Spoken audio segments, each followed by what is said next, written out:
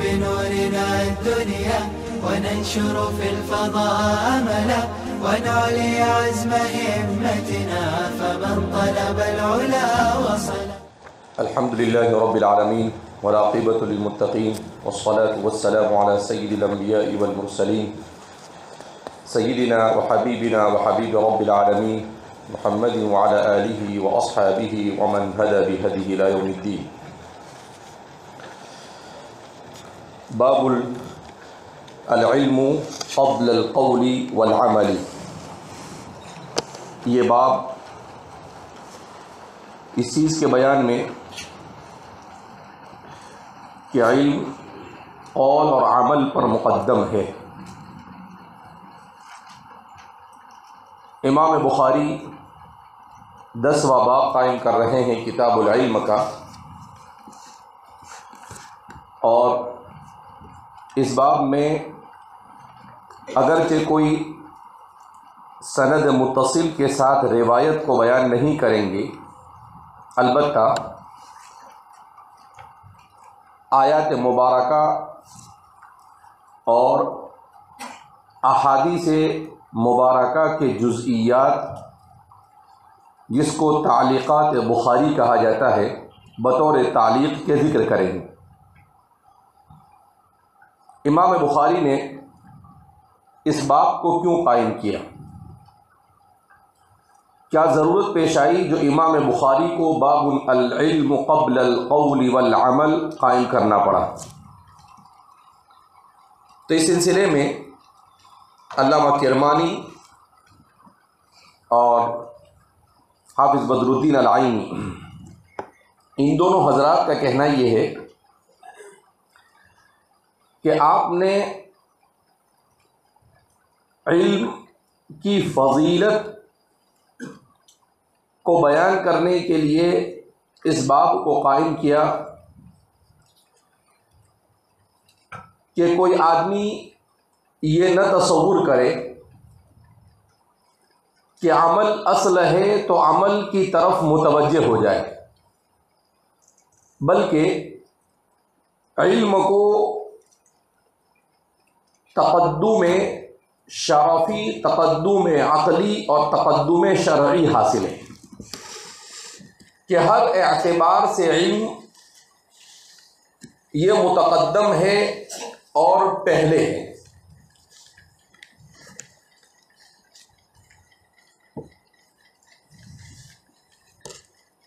خطیب بغدادی اپنی کتاب الفقیہ والمتفقیہ میں بیان فرماتے ہیں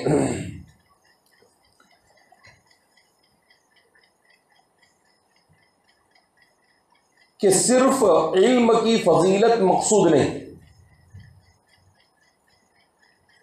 اس لیے کہ العلم کو آپ نے معرفہ ذکر کیا، لہذا اس سے مراد العلم النافع، اور علم نافع کہا جاتا ہے اس علم کو جس میں 3 چیزیں جمع ہو جائے. نمبر 1 علم، نمبر 2 اس پر عمل، اور نمبر 3 اس کی تدریس اور اس کی تعلیم. جب یہ 3 چیزیں جمع ہو جائے تو پھر ایسے علم کو علم نافع کہا جاتا ہے.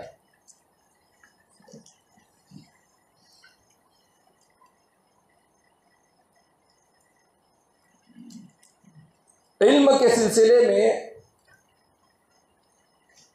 لوگوں کے مختلف نظریات ہوا کرتے ہیں. بعض لوگوں نے صرف علم کو افضل مانا، عمل کی اہمیت کو ختم کر دیا.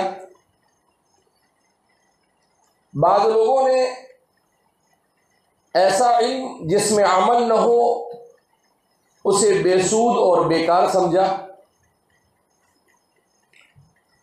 تو اس افراط اور تفریط سے نکلنے کے لیے امام بخاری نے یہ باب قائم کیا. شیخ الحدیث حضرت مولانا زکریا صاحب نور اللہ مرقدہ فرماتے ہیں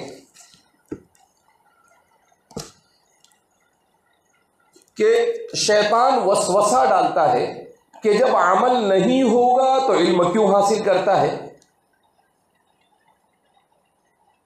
تو فرماتے ہیں کہ اس وسوسے کی وجہ سے تعلیم اور علم کے حصول کو چھوڑنا یہ بھی گناہ ہے، اس لیے کہ جب علم آتا ہے اور خلوص نیت کے ساتھ آتا ہے تو وہ عمل کو ضرور دعوت دیتا ہے۔ تو اپنے اندر اخلاص پیدا کر کر علم کے پیچھے جد و جہد کرنا چاہیے۔ امام ابن بطال فرماتے ہیں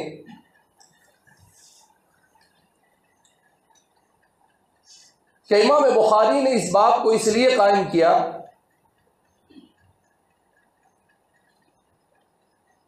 کہ علم سے مراد کتاب و سنت میں جب عموماً اور مطلقاً ذکر کیا جاتا ہے تو علم دین مراد ہوتا ہے،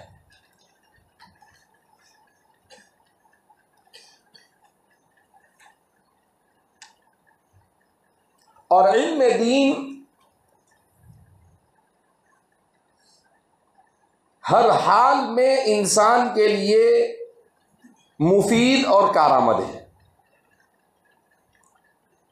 اگر اس پر عمل ہو جائے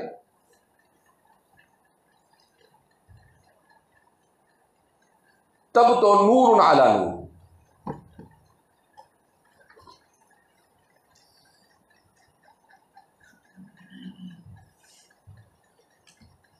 تو باب العلم قبل القول والعمل، شاہ ولی اللہ صاحب محدث دہلوی رحمۃ اللہ علیہ نے ارشاد فرمایا کہ انسان کے پیدا کرنے کا مقصد اللہ نے بیان کیا العبادت، اور اللہ کی عبادت یہ موقوف ہے اللہ کی معرفت پر، اور اللہ کی معرفت یہ موقوف ہے علم پر۔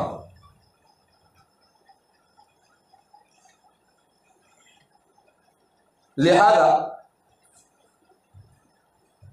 مقصد تک پہنچنے کے لیے علم یہ اساس اور بنیاد ہے، کسی صورت میں اس کی فضیلت کا انکار نہیں کیا جا سکتا۔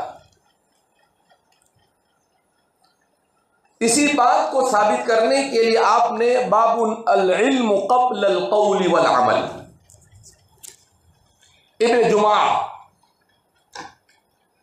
وہ فرماتے ہیں کتاب التذکرۃ والسامع میں کہ علم جب انسان کے پاس آتا ہے اور خلوص نیت کے ساتھ تو وہ اپنے ساتھ تقوی ضرور لے کر آتا ہے، اور اگر نیت نہ ہو تو انسان تقوی سے محروم ہو جاتا ہے۔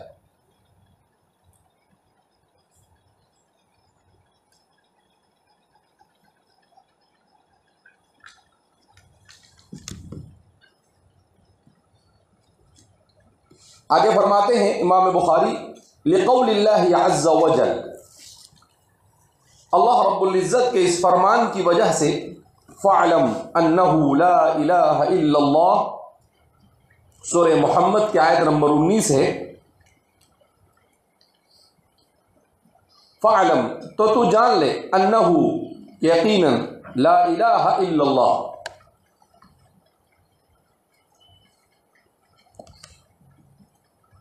کہ اللہ کے علاوہ کوئی معبود نہیں۔ خود امام بخاری اس کی تفسیر کرتے ہیں فَبَدَأَ بِالْعِلْمِ، تو کہا اللہ رب العزت نے لا الہ الا اللہ کے ذریعے جس تقوی، طہارت اور عبادت کی دعوت دی ہے اس کے لیے سب سے پہلے کہا فَعْلَمْ تو جان لے، علم سے اس کا آغاز کیا۔ اسی لیے حضرات صوفیہ فرماتے ہیں علم اس کی حیثیت روح اور قلب کی، اور عمل کی حیثیت جوارح کی۔ اگر علم ہے تو عمل میں جان ہے، اگر علم ہی نہیں تو عمل میں کسی صورت میں جان پیدا ہو سکتی نہیں ہے۔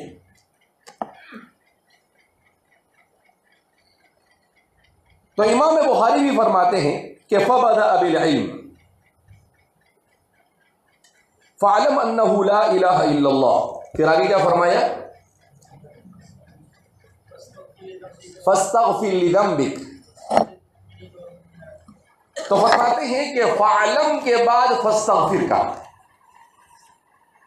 حکیم الامت مجدد ملت حضرت تھانوی رحمۃ اللہ علیہ فرماتے ہیں فَاسْتَغْفِرْ کہہ کر عمل اور ذکر کی طرف دعوت دی گئی۔ کس کی طرف دعوت دی گئی؟ عمل اور ذکر کی طرف، کہ علم ہے اور ذکر کی عادت ہو گئی تو پھر اس علم کو آپ سمجھیے کہ اب آپ کے پاس جو علم آ رہا ہے وہ باعث نجات ہے۔ فَعْلَمْ أَنَّهُ لَا إِلَهَ إِلَّا اللَّهُ فَاسْتَغْفِرْ لِذَنبِكَ وَلِلْمُؤْمِنِينَ وَالْمُؤْمِنَاتِ وَاللَّهُ يَعْلَمُ مُتَقَلَّبَكُمْ وَمَثْوَاكُمْ۔ اور جب تقوی آئے گا تو اللہ رب العزت کے نواہی سے رکنا آسان ہوگا، کیونکہ وہ جب تقوی آئے گا تو گناہ انسان نہیں کرے گا۔ تقلبکم ومثواکم، اس کو وہ جانے گا کہ بھائی اللہ سب کچھ جانتا ہے، میں اندھیرے میں کروں، میں اجالے میں کروں، میں لوگوں کی نگاہ سے چھپ کر کروں، میں لوگوں کی نگاہ کے سامنے کروں، کہیں بھی کروں، لیکن اللہ رب العزت کے علم سے میں اپنے آپ کو بچا سکتا نہیں ہوں، اس کو سب کچھ پتہ چل جاتا ہے۔ تو پھر خود بخود اس کے اندر میں خشیت پیدا ہونا کیا ہوتی ہے؟ شروع ہوتی ہے۔ تو فرمایا کہ فَعْلَمْ أَنَّهُ لَا إِلَهَ إِلَّا اللَّهُ میں اللہ رب العزت نے علم کے ذریعے آغاز کیا۔ اس کے بعد فرماتے ہیں وَأَنَّ الْعُلَمَاءَ هُمْ وَرَثَةُ الْأَنْبِيَاءِ وَرَثُوا الْعِلْمَ، کہ اور علماء یہ انبیاء کے وارث ہیں، وَرَثُوا الْعِلْمَ اور انہوں نے وراثت میں علم ہی کو حاصل کیا، وہ علم ہی کے وارث بنے۔ اس حدیث کو موصولاً نعیم اصفہانی نے اور ابن ابی عاصم نے اور امام طبرانی نے اپنی اپنی کتاب کے اندر میں ذکر کیا ہے اپنی سند کے ساتھ، اور امام بزار نے حضرت عبداللہ ابن مسعود سے موقوفاً اسے نقل کیا ہے وَأَنَّ الْعُلَمَاءَ هُمْ وَرَثَةُ الْأَنْبِيَاءِ، کہ علماء وہی انبیاء کے وارث ہیں۔ وَرَثُوا الْعِلْمِ مَنْ أَخَذَهُ أَخَذَ بِحَظٍ وَافِرٍ، لہذا جو علم کو حاصل کرے تو وہ وافر مقدار ہی میں حاصل کرے۔ تو اس پوری روایت کو مختلف محدثین نے موصولاً اور موقوفاً دونوں اعتبار سے حضرات صحابہ سے نقل کیا ہے۔ تو فرماتے ہیں یہاں پر علمی وراثت سے مراد علوم دینیہ ہی ہے، اور علوم دینیہ میں حضرت عبداللہ ابن عباس رضی اللہ تعالیٰ عنہ فرماتے ہیں العقیدۃ والفقہ والتفسیر والحدیث، کہ اصل چیز جس کو علوم دینیہ کہا جائے اس میں سب سے پہلے عقیدہ آتا ہے، دوسرے نمبر پر علم فقہ آتا ہے، اور تیسرے نمبر پر علم تفسیر، اور اس کے بعد علم حدیث کا مرتبہ ہے۔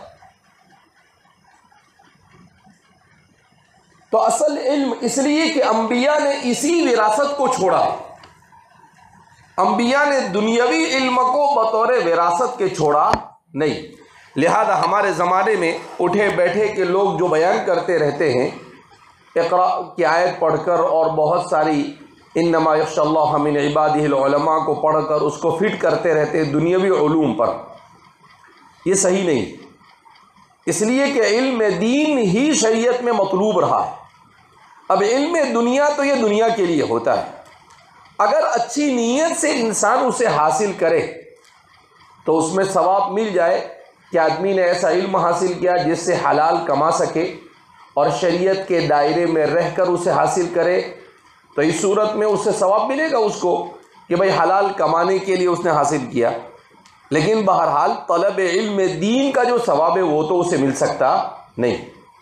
اگر علم دنیا ایسا حاصل کرے جسے لتکون کلمۃ اللہ ہی العلیٰ ہو سکے اور نیت بھی اس کی وہ ہو کہ بھائی اس نے ٹیکنالوجی کو سیکھا، سائنس کو سیکھا اور اس کے ذریعے سے ملت اسلامیہ اور اسلام کو فائدہ پہنچایا، تو پھر اس صورت میں اس کو اتنا اس کے مقابلے میں کچھ زیادہ ثواب ملے گا۔ لیکن بہرحال علم دین ہے، علم دین کے بغیر کام چلنے والا نہیں۔ اس لیے حضرت تھانوی رحمۃ اللہ علیہ نے بڑی عجیب بات ارشاد فرمائی۔ 100 سال پہلے حضرت فرماتے ہیں کہ جیسے ہمارے پاس گاڑی ہوتی ہے، سواری ہوتی ہے، یہ گاڑی اور سواری جب تک کہ اچھی ہوتی ہے خوب استعمال کرتا ہے آدمی، جب یہ پرانی ہو جاتی ہے تو پھر اس کو کہاں ڈال دیتا ہے آدمی؟ کباڑ خانے میں ڈال دیتا ہے۔ کہا ایسے ہی اس دنیا میں جب تک کہ علماء ہوگے اور علم دین باقی رہے گا، اللہ اس دنیا کو چلاتا رہے گا انشاءاللہ، اور جس دن علماء ختم ہو جائیں گے اس دن اللہ بھی اس دنیا کو کباڑ خانے میں اٹھا کے ڈال دے گا۔ ہمارے علماء بھی کتنی بہترین تمثیل پیش کیا کرتے تھے۔ اصل میں حجت الاسلام حضرت مولانا قاسم صاحب نانوتوی نور اللہ مرقدہ کی جو خصوصیت تھی، حضرت کی خصوصیت یہ تھی کہ آپ نے معقولات کو محسوسات کے انداز میں سمجھایا۔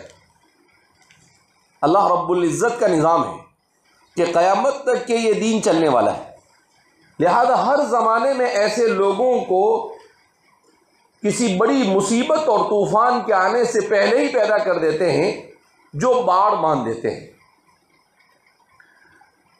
تو ہمارے زمانے میں ماڈرنزم آنے والا تھا، اس سے پہلے مجدد الف ثانی کو کھڑا کر دیا، پھر علوم عالم اسلام کے اندر میں دنیا کی فراوانی کی وجہ سے غفلت اور دین سے دوری آنے والی تھی، تو ہمارے ہندوستان میں علوم اسلامیہ کو زندہ رکھنے کے لیے شاہ ولی اللہ صاحب کو کھڑا کیا۔ پھر لوگ ظاہریت پرستی کی طرف تیزی کے ساتھ بڑھنے والے تھے، تو تمام معقولات کو محسوسات کے انداز میں سمجھانے کے لیے حجت الاسلام حضرت مولانا قاسم صاحب نانوتوی کو کھڑا کیا، اور پھر معلوم تھا کہ ان کی باتیں بھی لوگوں کو اتنی آسانی سے عوام کو بھی سمجھ میں آئے گی نہیں، علماء ہی کہیں گے کہ بھئی ان کی کتاب بڑی مشکل ہے، تو اس کو سمجھانے کے لیے حضرت تھانوی کو کھڑا کیا، اور اس کے بعد بھی معلوم تھا کہ حضرت کی بات بھی متوسط درجے تک کے لوگوں کو سمجھ میں آئے گی اور بعد والوں کو بھی نہیں سمجھ میں آئے گی، تو حضرت قاری طیب صاحب، مفتی شفیع صاحب، مولانا تقی صاحب، ان جیسے لوگوں کو کیا کیا؟ کھڑا کیا، جنہوں نے بالکل عوامی سطح پر اتر کر دین کو گھول کر پلا دیا۔ اب اس کے بعد بھی اگر کوئی عذر کرے تو اس کا عذر عند اللہ مقبول ہو سکتا نہیں، ہندوستانیوں کے لیے تو کبھی مقبول نہیں ہو سکتا ہے۔ بہرحال تو فرماتے وَإِنَّ الْعُلَمَاءَ هُمْ وَرَثَةُ الْأَنْبِيَاءِ وَالرَّسُولَ الْعِلْمَ مَنْ أَخَذَهُ أَخَذَ بِحَظٍّ وَافِرٍ، لہذا جو علم کو حاصل کرے وہ وافر مقدار ہی میں حاصل کرے، اس لیے کہ علم سے بڑی قیمتی چیز دنیا میں کوئی ہو سکتی نہیں ہے۔ یہ بات الگ ہے کہ آج ہمارے زمانے میں تمام سہولتیں ہمارے طلباء کو مل رہی ہے، اور جتنی سہولتیں بڑھتی جا رہی ہے طلباء اتنا زیادہ علم دین کے حصول سے غافل ہوتے چلے جا رہے ہیں، جو طلباء کے لیے بھی خسارے کی بات ہے اور ملت اسلامیہ کے لیے بھی خسارے کی بات ہے۔ کیوں؟ اس لیے کہ جب طلباء محنت نہیں کریں گے تو اچھے علماء پیدا نہیں ہوں گے، اور جب اچھے علماء پیدا نہیں ہوں گے تو مستقبل میں اس امت کو کوئی سنبھال سکے گا نہیں۔ لہذا اس بنا پر بارہا آپ حضرات کو اس چیز کی طرف متوجہ کیا جاتا ہے کہ ہر کام کو چھوڑ کر صرف کھا پی کر انسان کو علم دین کے پیچھے لگ جانا چاہیے۔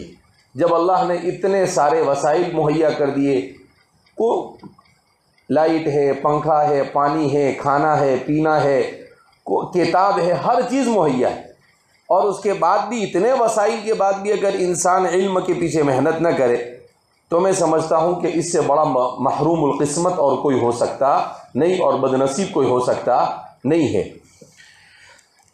اگر ہمارے بزرگوں کو یہ سب حاصل ہو گیا ہوتا تو پتہ نہیں کیا کرتے وہ لوگ، کچھ بھی نہیں چھوڑتے شاید۔ جب کچھ نہیں تھا تو کچھ نہیں چھوڑا، تو اتنے اسباب ہونے کے بعد تو وہ کچھ بھی نہیں چھوڑتے۔ اس کے بعد آگے فرماتے ہیں دوسرا تعلیقاً روایت بیان کرتے وَمَنْ سَلَكَ طَرِيقًا يَطْلُبُ بِهِ عِلْمًا سَهَّلَ اللَّهُ بِهِ لَهُ طَرِيقًا إِلَى الْجَنَّةِ، اور جو علم کا راستہ اختیار کرتا ہے تاکہ وہ علم کو حاصل کرے، اللہ اس کے لیے جنت کے راستے کو آسان کر دیتے ہیں۔ اس کو بھی آپ نے تعلیقاً ذکر کیا ہے، جبکہ الفاظ کے اختلاف کے ساتھ امام طبرانی نے بھی اس روایت کو بیان کیا ہے، امام ترمذی نے بھی اس روایت کو بیان کیا ہے، اور اصحاب السنن اربعہ انہوں نے بھی اس روایت کو بیان کیا ہے۔ تو فرماتے ہیں کہ انسان جب علم کے راستے پر اتر آتا ہے اور علم کا راستہ اختیار کرتا ہے تو اس کے لیے جنت تک پہنچنا آسان ہو جاتا ہے۔ کیوں؟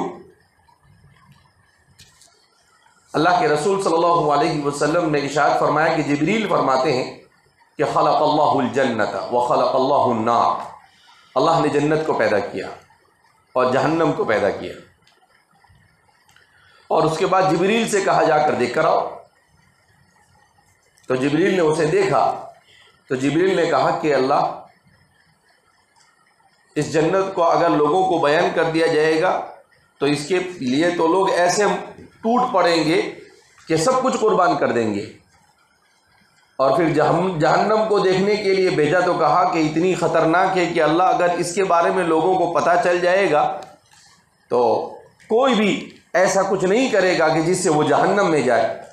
اس کے بعد فرماتے ہیں کہ حفت الجنت بالمکارہ، جنت کو مکارہ سے ڈھانپ دیا گیا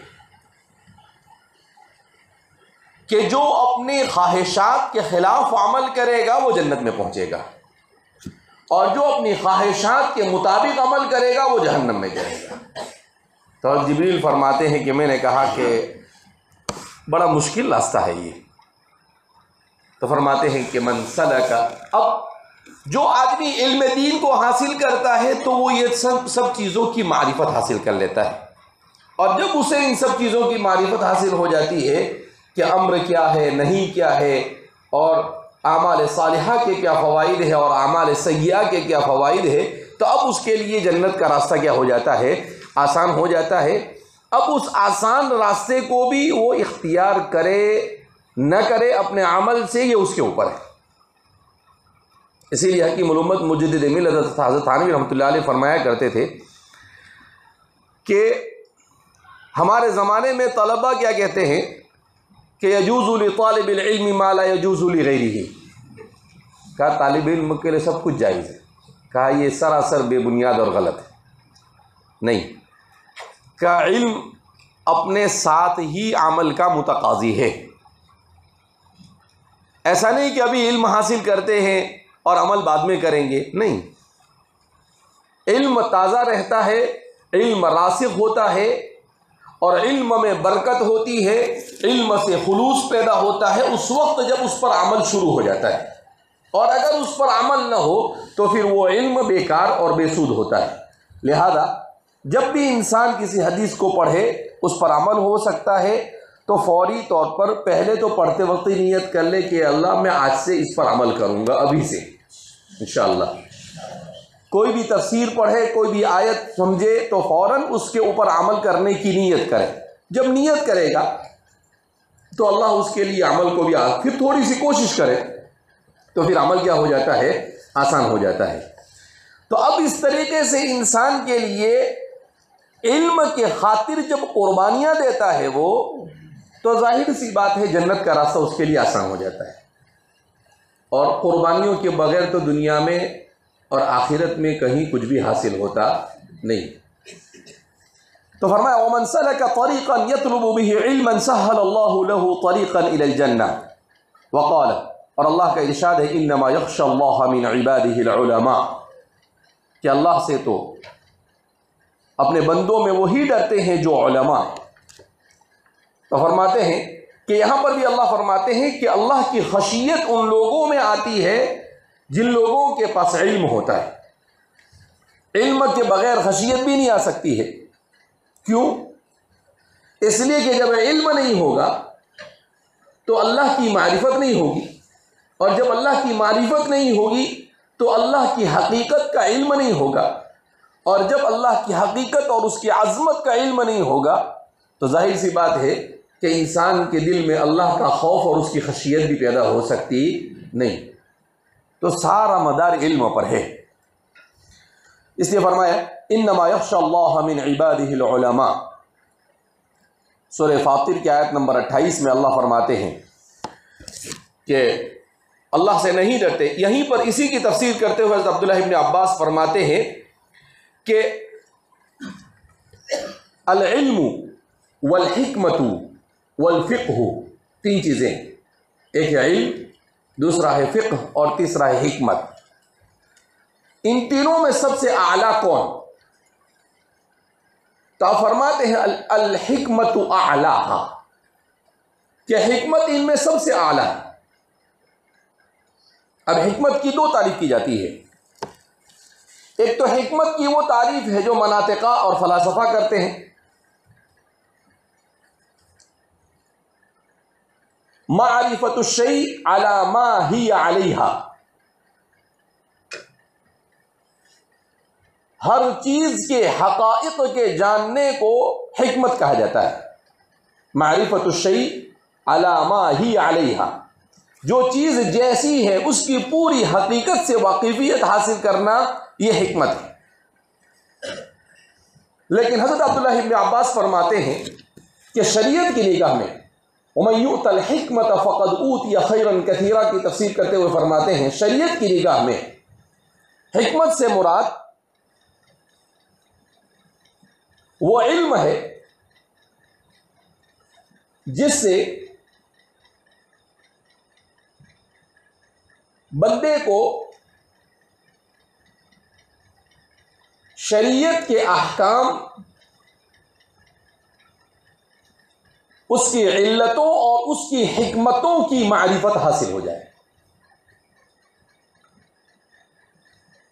شریعت کے احکام، اس کی علتوں اور حکمتوں کی معرفت حاصل ہو جائے۔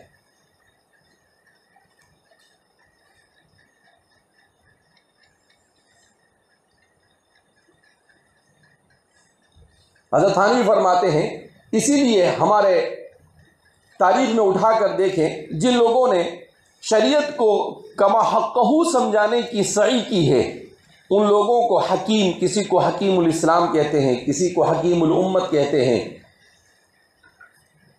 جیسا شاہ ولی اللہ صاحب محدث دہلوی رحمۃ اللہ علیہ، ان کو بھی کیا کہا جاتا ہے؟ حکیم الاسلام کہا جاتا ہے۔ حضرت تھانوی رحمۃ اللہ علیہ کو حکیم الامت کہا جاتا ہے۔ حضرت قاری طیب صاحب کو حکیم الاسلام کہا جاتا ہے۔ تو فرماتے ہیں کہ ایسے لوگوں پر یہ وصف بیان کیا جاتا ہے جو شریعت کے احکام بھی جانتے ہیں، اس کی علتوں کو بھی جانتے ہیں، اس کی حکمتوں کو بھی جانتے ہیں، علوم ظاہریہ اور باطنیہ دونوں علوم سے بہرور ہوتے ہیں۔ ایسے لوگوں کو البتہ حضرت نے لکھا ہے کہ ہمارے زمانے میں لقب بڑے سستے ہو گئے، اٹھا پٹک کسی کو بھی حکیم بنا دیتے، اناڑی کو بھی حکیم بنا دیتے ہیں۔ تو کہا کہ یہ غلط ہے، انزل الناس منا، کہ لوگوں کو جو جیسا ہے اس کو ویسا بیان کر۔ لیکن چونکہ چاپلوسی کا زمانہ، حضرت 100 سال پہلے بول رہے ہیں، اب ہمارے زمانے میں کیا حال ہوگا؟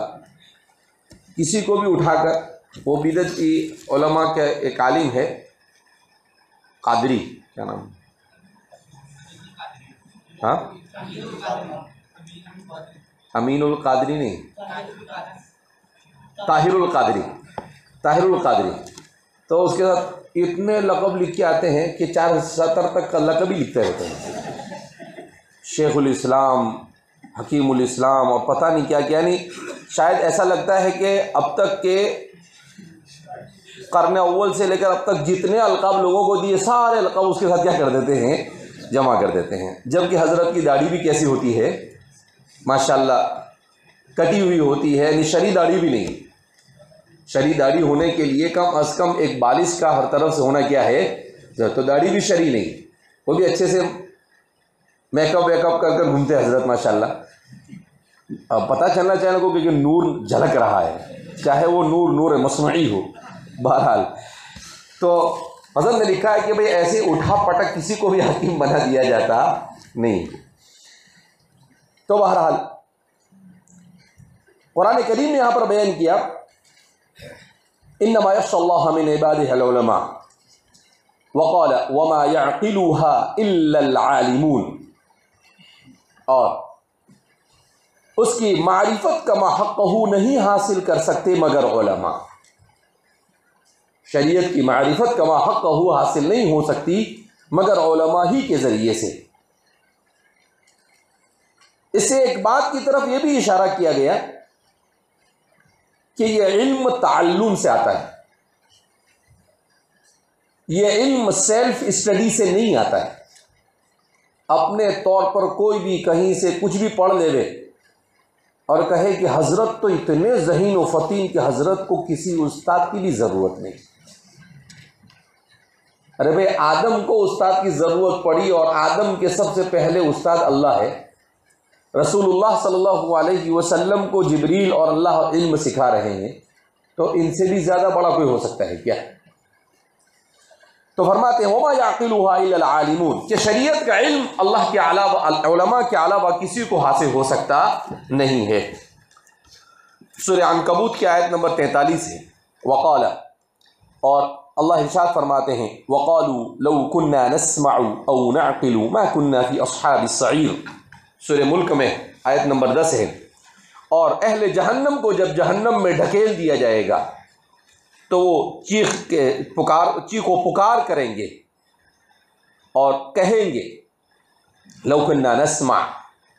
اس لیے قالو کا ترجمہ عام طور پر ہمارے مترجمین چیخ و پکار کرتے ہیں، اس لیے کہ وہ دھیرے دھیرے بولیں گے لو كنا نسمع او نعقل ما كنا في اصحاب السعیر. نہیں کہا، وہ چیخیں گے اور چلائیں گے اور کیا کہیں گے لو كنا نسمع او نعقل، ہائے کاش کہ ہم انبیاء کی باتوں کو اور علم دین کو سنتے اور سمجھ لیتے تو ہم اصحاب السعیر میں سے نہ ہوتے، ہم اہل جہنم میں سے نہ ہوتے. سعیر کہتے ہیں آگ کے شعلے کو. کہا کہ ہم اس ٹھکانے پر یہاں ہوتے نہیں.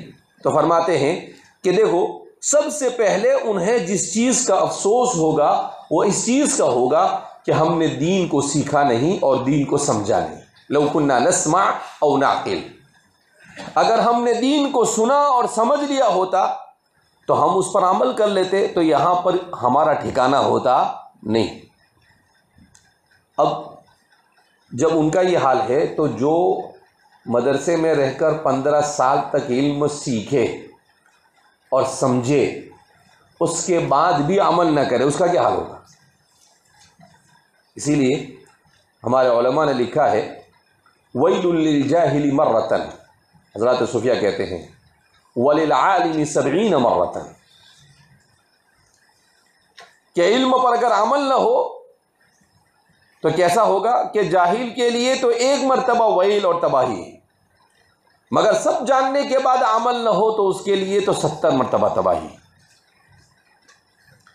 ایک صوفی لکھتے ہیں کہ مجھ تک ایک حدیث پہنچی، اس حدیث میں ہے کہ جہنم کی وادیوں میں سب سے بدترین وادی وہ ہوگی جس وادی میں بے عمل علماء ہوں گے، اور وہ انہیں ایسی سزا دی جائے گی کہ ان کے چیخ و پکار اور وہاں سے آنے والی بدبو کی وجہ سے جہنم کے دوسرے طبقات والے بھی پناہ مانگیں گے اور کہیں گے کہ بھائی یہ بند ہو جائے تو اچھا ہے.